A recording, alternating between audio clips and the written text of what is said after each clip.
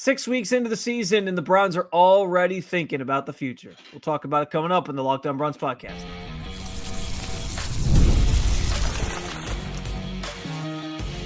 You are Locked On Browns, your daily Cleveland Browns podcast. Part of the Locked On Podcast Network, your team every day. What's up, Dog Pound? I'm Spencer German, your host of the Locked On Browns podcast. I'm proudly covering your Cleveland Browns each and every single day in the land and on the road. Trading Greg Newsom for Tyson Campbell is a sign that Cleveland is already turning their attention to 2026 and beyond. I check in with Tony Wiggins of Locked On Jaguars to get a sense of how Campbell will fit with the Browns defense, and can the Browns earn their first regular season win in Pittsburgh since 2003? We'll talk about all that. I do want to thank you for being every day with the Locked On Browns podcast, making us your first listen every single day. Remember, you can find Cleveland Browns content with Locked On Browns everywhere you get your podcasts, and of course at the Locked On Browns YouTube channel, Monday through Friday, guaranteed. And today's episode is brought to you by FanDuel. Right now, new customers can bet just $5, and if your bet wins, you'll get $300 in bonus bets to use across the app. So I want to be clear here as I talk about the Browns turning their attention towards the future in terms of the way that they're sort of moving, particularly this week, where they had back-to-back days of trades. You trade Joe Flacco on Tuesday, you trade Greg Newsom on Wednesday night, and it paves the way for this team to sort of start pivoting their attention elsewhere. And I do think, they're going to try to go out and win. They're not going to sell the team on this already. But I do think there is a sense in that locker room. We heard it from Joel Bitonio on Thursday that they understand. At least Joel made it sound like he understands. Listen, they got these two young quarterbacks, and they want to see what they have in these guys. And so that evaluation process is sort of on, if you will. But I want to be clear, because that's not that I think these trades signify a fire sale is now here, that the Browns are all of a sudden going to go out and just trade everybody and they're going to tank the season and all this different stuff. Now, I think you're teetering on a point where that could become more likely leading up to the trade deadline. You're 1-4. You play the Steelers this week. If that game doesn't go well, you're going to be 1-5. You're in a bad spot as is.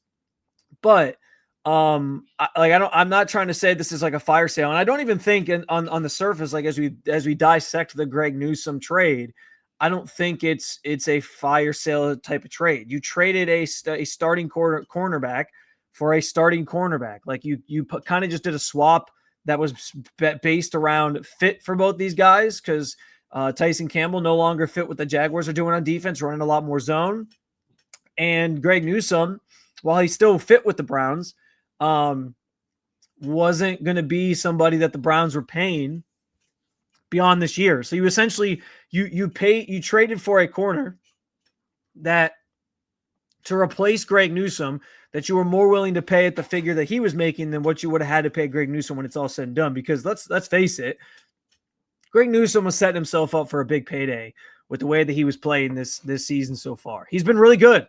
We got to call a spade a spade. He's been really, really good. And I don't think the Browns wanted to pay him what he was going to be owed.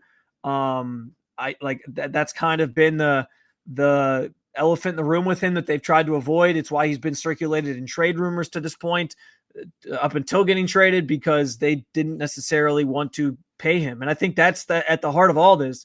What's in play here? This tells me that the Browns are already thinking about 2026 and beyond, because Greg Newsom, essentially, by trading him, they admitted he's not part of our future plans. He's not part of what we're trying to build here and do here.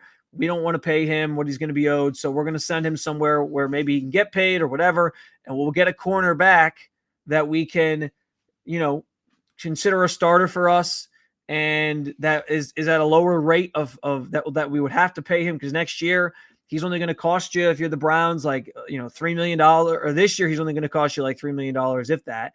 Next year, there's an option bonus that kicks in early in the year that they'll be on the hook for, that spreads out over the rest of the contract. And so it'll be more than $3 million, but it'll still be a manageable figure. But Greg's going to set himself up here to make maybe upwards of $20 million if he keeps playing the way he's playing. So it was something the Browns weren't going to do. And so listen, again, I'm not saying like it's a fire sale. I do think this kind of tells us that the Browns are open for business, though, that like they will listen to offers for guys, especially guys who are on the last years of their deals. So your David Njoku's, your Wyatt Tellers, and some of these guys have massive cap hits if you move on from them in terms of dead cap. So you got to be careful. Like, I don't know that they can trade everybody that's on the last year of their contract necessarily, but I do think like there's a number of guys, there's a number of players who are fair game right now to also be traded before the trade deadline. I mean, you're 4 weeks out already making moves. Do I think it means that they're just throwing in the towel? Do I think it means it's a fire sale? No. I think there's certain players that become available and can be moved, but I do think that this is already a step towards them saying, listen, we understand where we're at right now. We're 1-4 on the season. Things are not going our way, and we are already thinking ahead to 2026 and beyond. And I get this. It's not that that's really that surprising in the grand scheme of things. Andrew Berry always talks about how the moves that he makes, the decisions that he makes, are geared around like the short term and the long term, winning now and in the future. And so this is a move that certainly I think falls in line with that sort of philosophy. He has to be thinking about already, what is ahead for this team, what 2026 is going to look like. He's had a brilliant draft class. This 2025 class has been awesome. Everyone's raving about how amazing it's been, that it's probably been the best rookie class in the NFL across the board this year. All those things can be very, very true. While at the same time, he's going to have to try to, replicate this year's class to a degree like next year. He's going to have to sort of hit on a bunch of guys again next year to try and get this team back to contention as quickly as possible. And that's what this move, the Joe Flacco move was all about. You basically upgrade a 6th-round pick to a 5th-round pick with the Flacco move. With the Newsom move, you had to pay a little bit more in terms of draft compensation. You gave up a 6th-rounder, but you gain a 7th-rounder. I think that mostly just was centered around the fact that Greg Newsom's in the last year of his deal, going to be owed money. Jaguars are probably looking at it saying like, hey, we're trading you a guy that you have long-term control over, so you got to pay a little bit more. You got to pay a premium to get that long-term control if you want him. And, we'll throw in a 7th-round pick to you. And so that's kind of how that trade sets up. But it's draft pick accumulation. It's moving on from guys that aren't necessarily part of your future plans and trying to get some sort of asset or capital back for them. That's what this trade was about. That's what this week was about. Because who thought you'd get a 5th-round pick for Joe Flacco? I mean, at the age of 40, and especially the way he played early on this season, it's pretty remarkable, all things considered, that they were able to do something like that. So, again, I'm not saying this means like start planning on, think about the next jersey you want to buy, because the one that you have right now might be obsolete in a couple weeks because everyone's fair game to get traded. I think there's strategically going to keep certain players here intact, for sure, moving into the future. But specifically guys who were like on the last years of their deals, I think those are the players you should be looking at and realize, yeah, they're open for business. They will be willing to trade those types of players at this point and start thinking ahead because they're already there. They realize what this season's about. It is kind of an admission as well that like maybe I talked about this with the Flacco thing. They should have just embraced who they were earlier and not try to pitch everybody on this year being about winning it. I know you got to do that for the locker room, but I think like this is more the reality of who this team was always going to be. And you always knew they were going to have to start thinking we thought it could happen pretty early on too, like it has. They were going to have to always sort of think about when, what they were going to be doing for next year and what types of draft picks they were going to have and the stockpile of picks that they were going to use. And right now, as things stand, they have 10 picks for next year. So they're in a good spot, but it is about the future for this team. And I think that's what this week with the 2 trades kind of proved. Next up, Tony Wiggins of Locked On Jaguars is going to come hang out for a few minutes. We're going to pick his brain on who Tyson Campbell is, how he fits with the Browns, why it didn't work out there, all that and more coming up next on the Locked On Browns podcast. When the opening whistle blows on that new repair, get your crew moving forward with Supply House. Order today and see parts at your doorstep. Over 280,000 plumbing, HVAC, and electrical items from the most trusted brands in the business. Their real-time inventory and honest lead times keep you from punting projects, while their industry-leading customer service always has your blind side covered. Need parts fast for a project? Supply House has next-day delivery, which means if you have a project that cannot wait, if you're a homeowner, you know, like I know, that sometimes these things just pop up out of the blue at the most inopportune times. It's really such a hassle. It weighs on you as you're trying to go through life and get through your workday and deal with your family and all that. You don't always have time for these extra projects, but you can get your parts you need fast from Supply House. Talk about a game changer. Join the free Trade Master program today and score serious perks like priority shipping, lower prices, and dedicated support lines. Visit supplyhouse.com to sign up for free and use promo code SHNFL5 for 5% off your first order. That's supplyhouse.com. Real work, or real people, real service.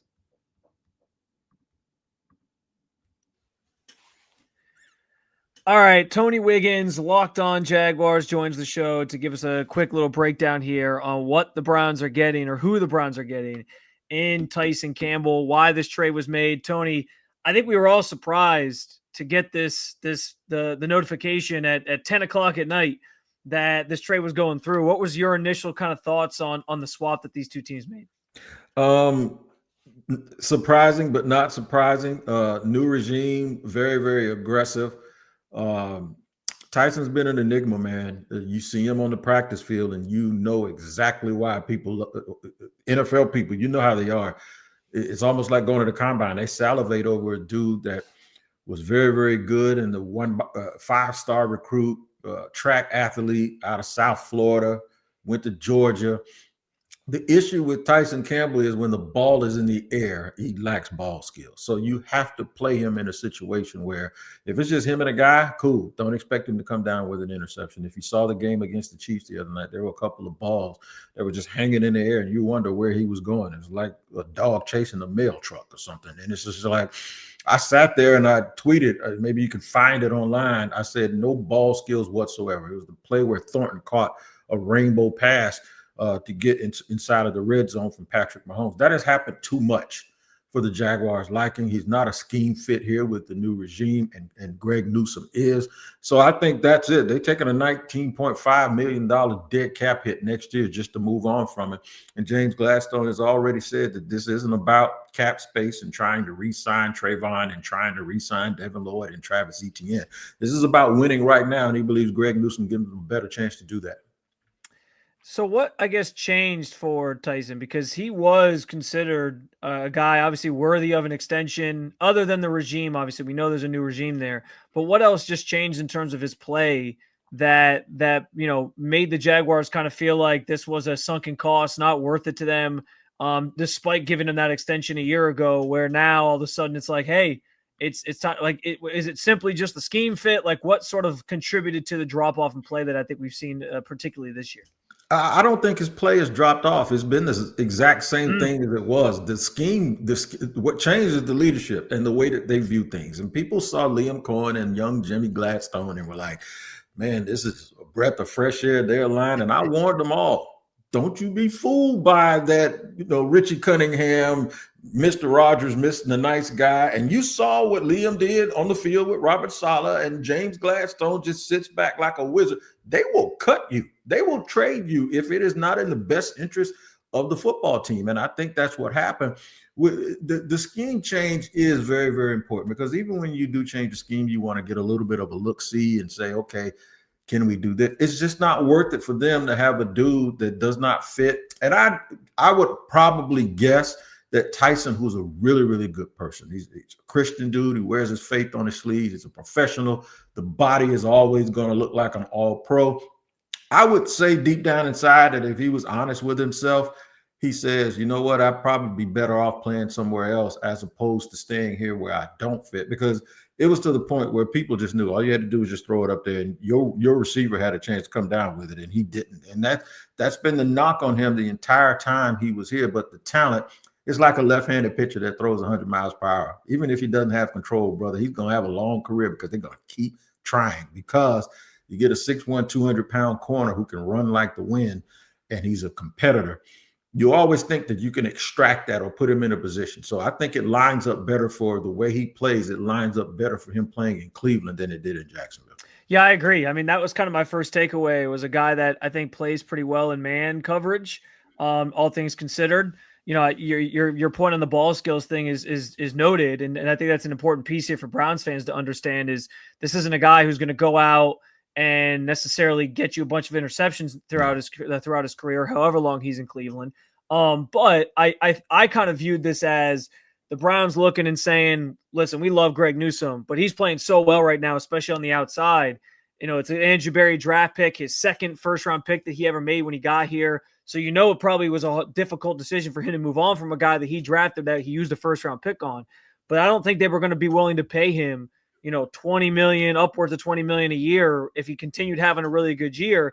And I think financially, he was one of the only contracts the Browns have right now that they have no dead cap tied to beyond this year because he was playing on that fifth-year rookie, the fifth-year rookie option. So I think for them it was about like, you know, maybe us trading for Tyson Campbell, like maybe he's not playing quite as well as Greg Newsom, but if we can get him playing at a level where we feel it's consistent opposite of Denzel Ward, we get some draft capital thrown into the mix here as well, and we clear some cap space that allows us to have some flexibility. I think it makes sense for them from that standpoint, and they're kind of banking here on maybe he's able to bounce back and play a little bit better in the years to come. And because the Jaguars are eating a lot of that dead money, you know, this year he's going to count less than $3 million. There's that option bonus that kicks in March that they'll have to pay, but that's spread out over the life of the contract. So that's a burden that they can certainly manage. I think it's a little bit of a discount for them as well to have that corner who's potentially opposite of Denzel Ward. So I think there was, for me, this screamed the Browns kind of planning for the future and thinking about where they're going to be a year from now, or I guess even less than a year from now. And it didn't seem like Greg Newsom was part of their plans. I'm curious to see if Greg Newsom becomes part of the Jaguars' plans beyond 2025. That's a great point. He helps them this year because he makes them better because of the scheme fit. And then they get a look-see. And with that look-see, you can have a tag. You have two tags that you can use. And you can see whether it's worth it. As far as Tyson's concerned, I'll give you this, and I'll tell you where you're right. You're getting a number 2 corner with 3 years remaining on his deal, and when you look at it, you can't find a guy comparable to that as a number 2 corner in free agency, which is what they would have to do, or you would have to depend on a rookie as a high priority resource, and you don't have to do that. So for Cleveland, it absolutely works because the Jaguars have already given him the bonus money up front. The salary is not a problem. On the flip side with Jacksonville, Travis Hunter's a rookie. They don't pay a whole bunch of money to Monteric Brown or to Jarian Jones because those guys on their first contracts. I keep calling this man Dion. Jordan Lewis is a high-paid nickel. So Brian Thomas Jr., rookie deal. Anton Harrison, rookie deal at right tackle. Left tackle, they got to bargain and Walker Little. So when you look at the premium positions outside of quarterback, they got to pay Travis Etienne. Trayvon Walker is going to play on his 5th-year option next year. So you look at all of those premium positions, corner, tackle, edge rusher. Josh Allen has already been here. He's on the contract. They don't have to do anything with him for a long time. He's already gotten his bonus money. Outside of quarterback, that is the only place where the Jaguars have a big number attached to a prominent position. Now, Denzel Ward makes his money. You can't have 2 guys like that. So the thing for Cleveland is, you get a dude that's in the medium, in the middle of the road, salary wise, and now he's experienced and he fits. I think it's a win-win for both teams. I agree, and I also think what's interesting about this, Tony, is this is now 2 trades between these 2 teams in a calendar year. I feel like there's a interesting relationship sort of building here between Andrew Berry and Gladstone down there in Jacksonville. So I doubt this will be the last time we get to have these conversations, man. It seems like this is a common theme here. Yeah, if y'all want to, trade Myles Garrett, we'll take him too. I mean, we looking around. I'm sure Jimmy Gladstone's looking at that roster like this, like, what else can I get? You know what I'm saying? Keep the mess going, man. We'll figure it out. If y'all got anything else y'all want to rummage off, come on, call us. We're right there with fat pockets. Well, Tony, I appreciate you giving us a few minutes, man, on Locked On Browns today to talk about the trade. Like I said, hopefully we get to do this down the line. When I come back, though, I'm going to give you my predictions for Browns Steelers on Sunday. We'll talk about it coming up on the Locked On Browns podcast. The NFL season is here, and FanDuel is making sure you're ready for kickoff with a can't-miss offer. Right now, new customers can bet just $5. That's $5. And if your bet wins, you will get $300 in bonus bets to use across the app. There's nothing better than following the NFL season with FanDuel. And frankly, the best part is they have options for however you like to bet. Maybe you're a prop bet person and you want to bet on a player eclipsing a certain benchmark in the game. Or maybe you want to combine that player's benchmark with a few others, or even a money line to build a same game parlay. Or you can just jump on a money line in real time as the action unfolds with the live betting lines. Listen, the options are endless, and it's why it makes every game more exciting, whether it's your team playing or not, with FanDuel. So are you ready to play? Download the FanDuel app now by visiting FanDuel.com to get started. That's FanDuel.com to place your first $5 bet.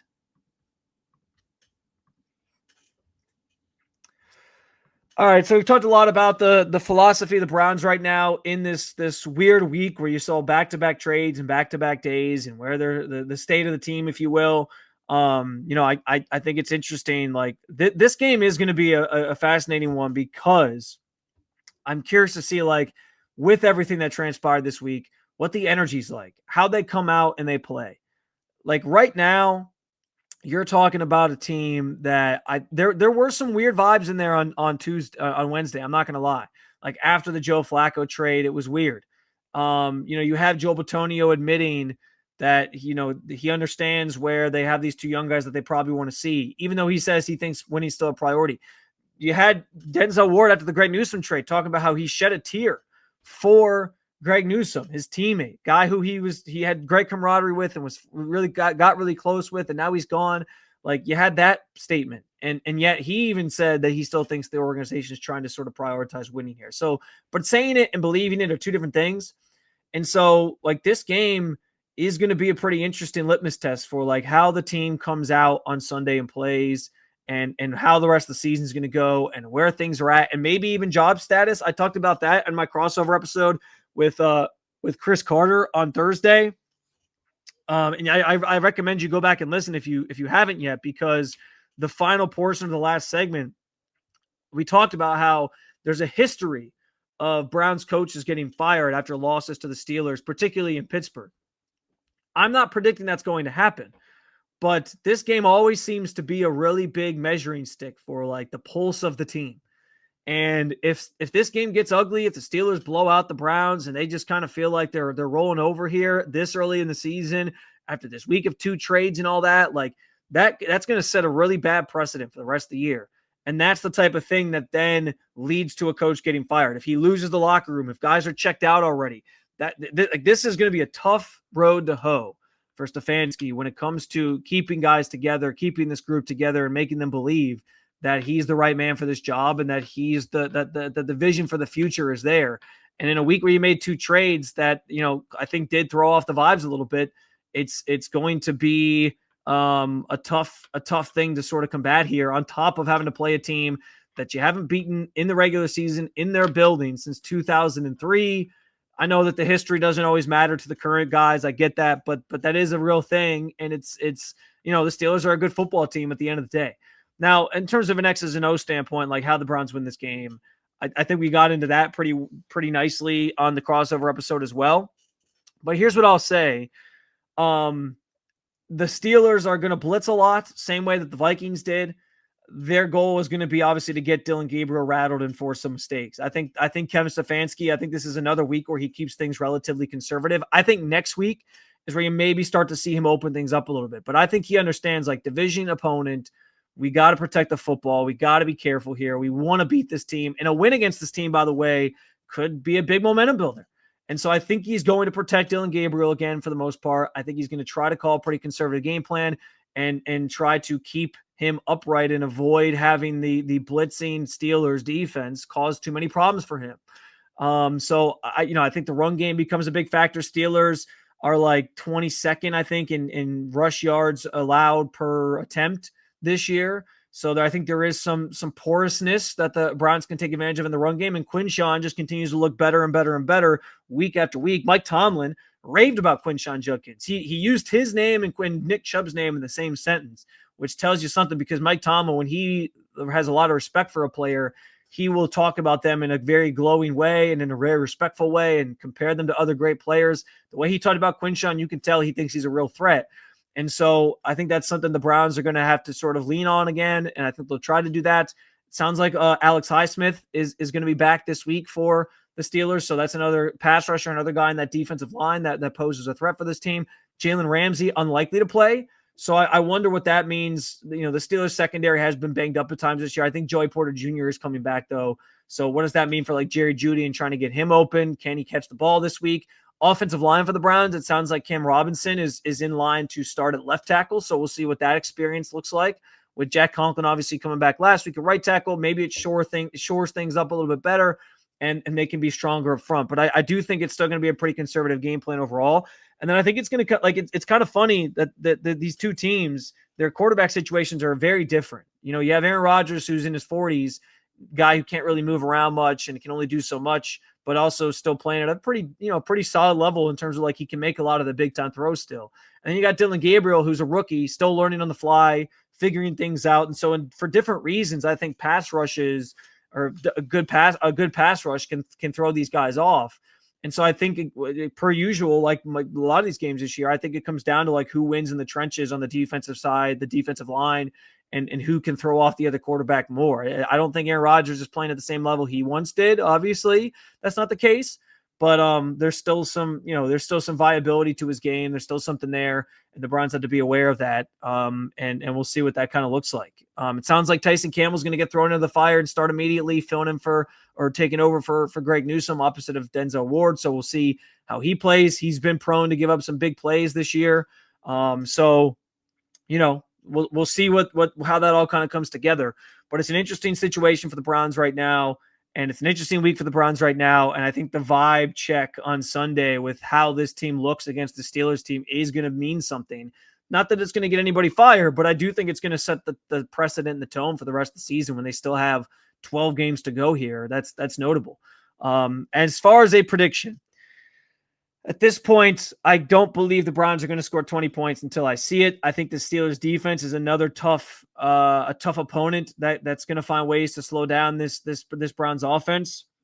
I think they get to 17 again, but I think the Steelers have a little bit more, especially, here's the other thing, coming off of a bye week, which I think I talked about this earlier in the week, where the Browns are the only team that plays internationally this year that's coming back in playing a game on the road after they go international against the team that was also on a bye.